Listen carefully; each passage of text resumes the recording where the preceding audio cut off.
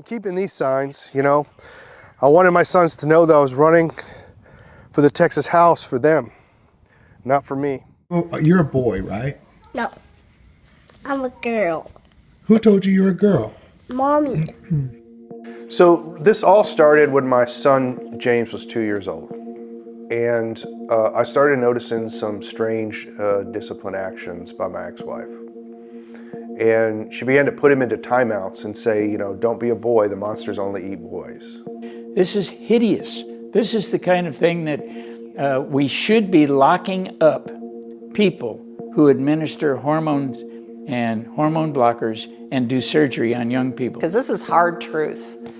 You know, people are like, wow, where did this come from? Why did this happen? Well, revolutions take revolutionary years of pre-planning. And so this isn't something that just occurred suddenly. This is something that's been happening slowly, but now it is out in the open. When I left the building out the back, the building was surrounded by about 400 people. There were about 200 behind the building. And I got into a fight with 200 people.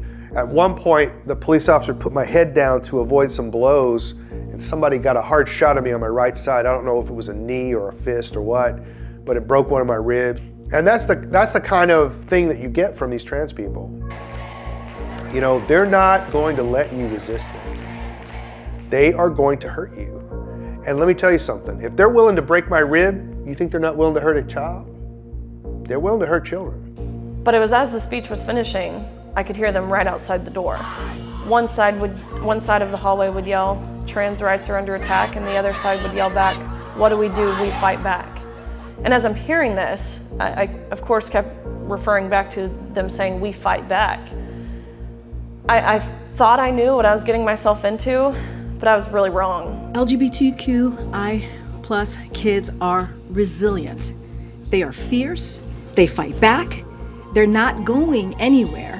How can the propaganda be so powerful that they could look at their own son and say he's a girl?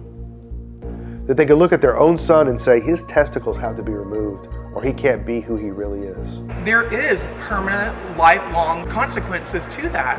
Spironolactone causes chemical castration, and there's no coming back from that. The general rule should be we should preserve a child's autonomy until they reach adulthood.